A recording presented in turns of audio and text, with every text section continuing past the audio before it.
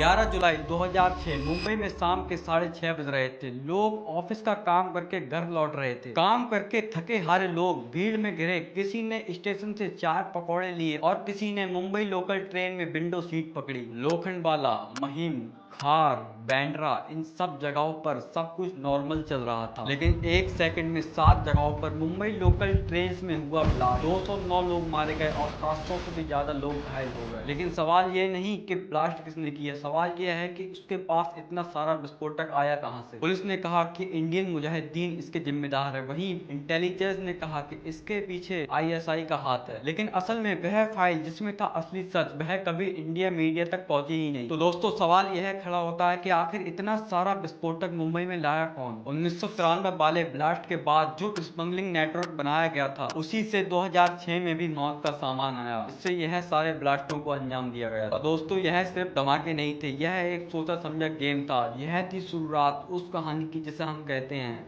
The mafia.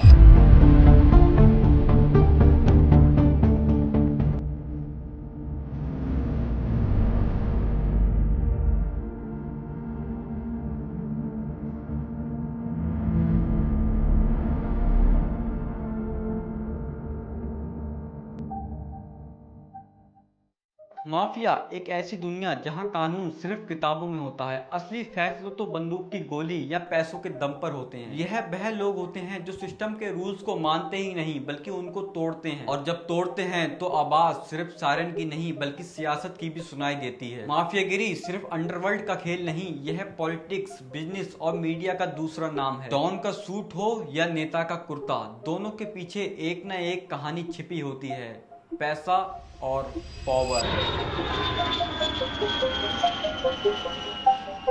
तो दोस्तों क्या आप लोग जानते हैं कि इसकी शुरुआत कहां से हुई? नहीं, चलिए मैं आपको बताता हूँ। माफिया नाम सुनते ही आप सबके जहन में आता है दाऊद इब्राहिम, और हो सकता है नाम सुनते ही यह लगे कि यह तो कोई बड़ा डॉन है, लेकिन नहीं। कुछ नाम ऐसे भी हैं जैसे करीम लाला, हाजी मस्तान और इससे भी बड़ा इटली माफिया। लेकिन आज हम बात करेंगे इंडियन माफिया के बारे में। माफियागिरी है क्या? आप लोग सोचते होंगे कि एक ऐसा बंदा जिसके पास पैसा, पावर और पॉलिटिक्स हो, पर नहीं। माफिया सिर्फ गुंडे नहीं होते, वह काम करते हैं पर रूल्स के हिसाब से चलते हैं। कुछ माफिया ऐसे होते हैं जो दहशत फैलाते हैं और कुछ जो कि समाज सेवक बन के काम करते हैं। उन्हीं में से एक नाम है हाजी मस्तान। शुरुआती दौर में भारत के अंदर माफियागिरी का आतंक शुरू होता है मुंबई से। इसका पूरा नाम था हाजी मस्तान मिर्जा, लेकिन मुंबई के लोग इसे मुंबई का सुल्तान बुलाया करते थे। तमिलनाडु के एक छोटे से गांव से निकलकर हाजी मस्तान 8 साल की उम्र में मुंबई आया, और आते ही उसने यह डिसाइड करा कि यह शहर यानी मुंबई मेरा होगा। डॉक्स यानी शिप से सामान उतारने वाला लड़का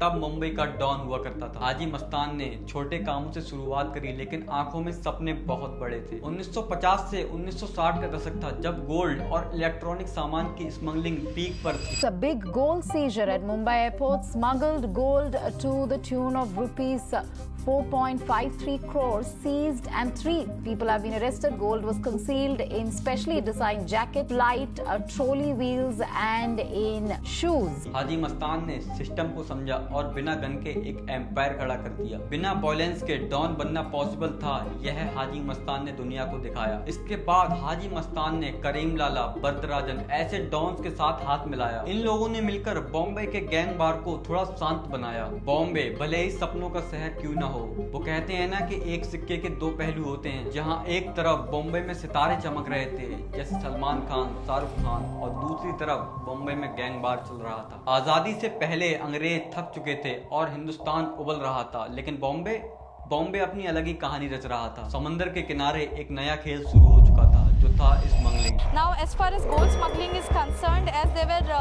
many concealing places in fact which was taken place, the passenger is known from Hyderabad. He is Hyderabad based passenger coming from Dubai. He was apprehended at the Mumbai airport. 1947 में India ने आजादी तो पाली, लेकिन system का क्या? आजादी पाना आजादी नहीं बल्कि आजादी पाके आजाद रहना आजादी होती है। मगर मुंबई का सिस्टम अभी भी गुलामी में था। मुंबई यानी तब का बॉम्बे तेजी से देश का इकोनॉमिक बन रहा। टेक्सटाइल मिल्स, पोर्ट, शिपिंग, सारे काम इलीगल तरीके से हो रहे थे और पैसा ही पैसा था। लेकिन पैसा सिर्फ कुछ लोगों के पास था, बाकी लोगों के पास थी भूख, बेरोजगारी और ब्रोकन सिस्टम। और जहाँ सिस्टम कमजोर हो वहाँ कानून का डर नहीं होता, और जहाँ कानून का डर नहीं होता वहाँ से शुरू होती है क्राइम की बुनियाद।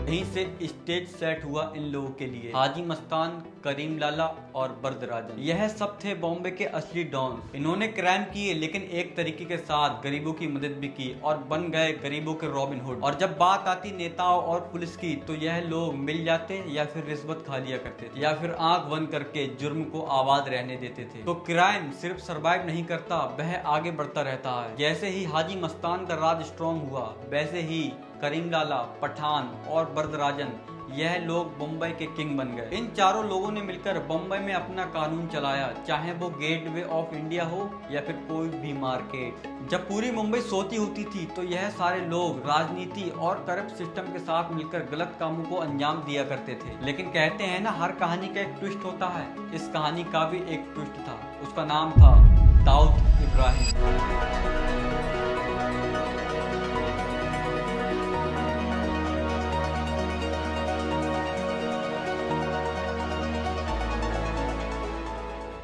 दाऊद इब्राहिम, यह नाम सुनते ही आप सब लोगों के दिमाग में क्या आता है? अंडरवर्ल्ड, क्राइम और टेररिस्ट कनेक्शन। पर यह आदमी कैसे एक ऐसे एम्पायर का मालिक बना जिसमें दुनिया की सबसे बड़ी क्रिमिनल नेटवर्क शामिल थी? दाऊद इब्राहिम का असली नाम था दाऊद इब्राहिम कसकर। वो 1955 में महाराष्ट्र के रत्नागिरी डिस्ट्रिक्ट में पैदा हुआ। पर यह इंसान यानी दाऊद इब्राहिम कभी भी एक आम आदमी नहीं था। यह पहले से ही एक स्मॉल क्रिमिनल था। यह स्मगलिंग, गैम्बलिंग और छोटे छोटे इलीगल काम को अंजाम देता था। लेकिन धीरे धीरे इसका इन्फ्लुएंस बढ़ता रहा और इसने मुंबई का अंडरवर्ल्ड अपने कब्जे में ले लिया। 1970 के दशक में यानी 1980 के दशक से पहले दाऊद इब्राहिम ने अपने भाई साबिर इब्राहिम के साथ मिलकर एक गैंग बनाया जिसका नाम था डी कंपनी।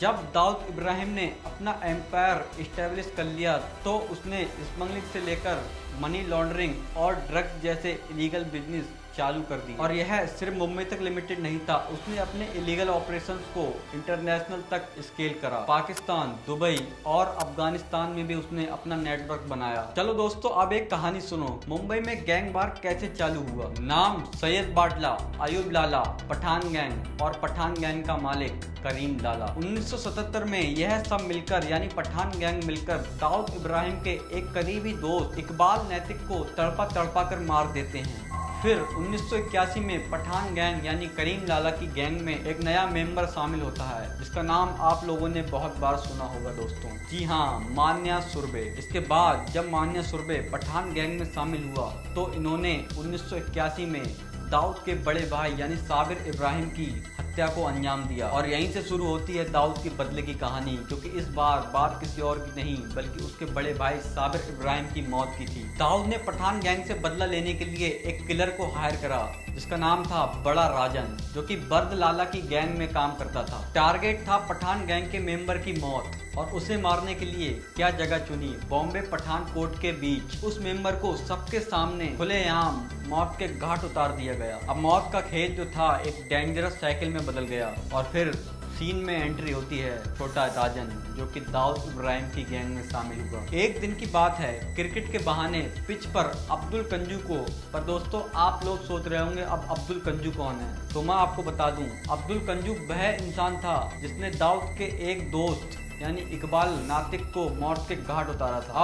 अब क्या, अब दाऊद की गैंग ने अब्दुल कंजू को हॉकी और क्रिकेट के बैट से पीट कर बेरहमी से मार दिया। उसके बाद छोटा राजन ने बड़ा राजन का काम संभाला और दाऊद इब्राहिम को यह सब दिखाकर छोटा राजन इम्प्रेस कर गया। तभी उसने अपनी डी कंपनी गैंग में उसे इन्वॉल्व कर लिया। अब पठान गैंग का सफाया हो चुका था। हाजी मस्तान और बरदा भाई यह सब भी रिटायर हो चुके थे। लेकिन अब जो राज चालू होता है वह होता है दाऊद इब्राहिम का। दाऊद इब्राहिम ने भी पुलिस की नजरों से बचने और हालात को ठंडा करने के लिए दुबई का रुख ले लिया, यानी वह दुबई चला गया। लेकिन दाऊद भी एक बड़ा माफिया था, वह दुबई जाकर भी नहीं रुका। उसने दुबई से ही अपने धंधे को और ज्यादा बड़ा करने का सोचा, यानी अपना एम्पायर और ज्यादा बड़ा करने का सोचा। और वहीं मुंबई में जो उसका काम था वह संभाल रहे थे 3 लोग, छोटा राजन, अबू सलीम और छोटा शकील। और इसी दौरान एक नए किरदार की एंट्री होती है, नाम था शरद शेट्टी, और जिसे लोग अन्ना दुबई कहते थे। दाऊद ने अन्ना के साथ मिलकर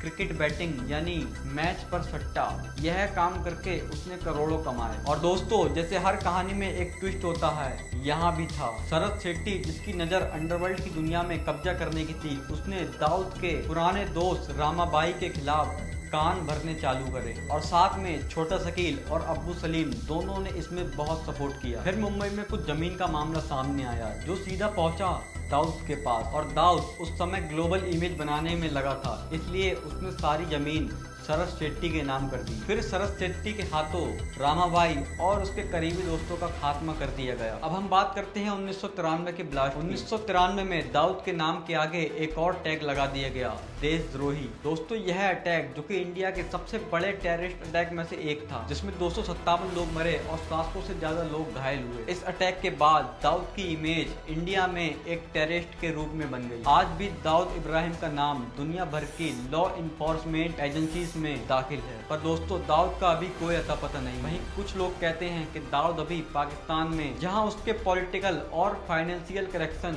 बहुत स्ट्रॉन्ग है, लेकिन पाकिस्तान जो है वो इस बात को ऑफिशियली डिनाई करता है कि दाऊद हमारे यहाँ नहीं है। 1990 के दशक में मुंबई के डॉन के रूप में एक नया नाम आया, जिसका नाम था छोटा राजन। छोटा राजन पहले दाऊद का क्लोज साथी था, लेकिन बाद में बन गया दाऊद का सबसे बड़ा दुश्मन।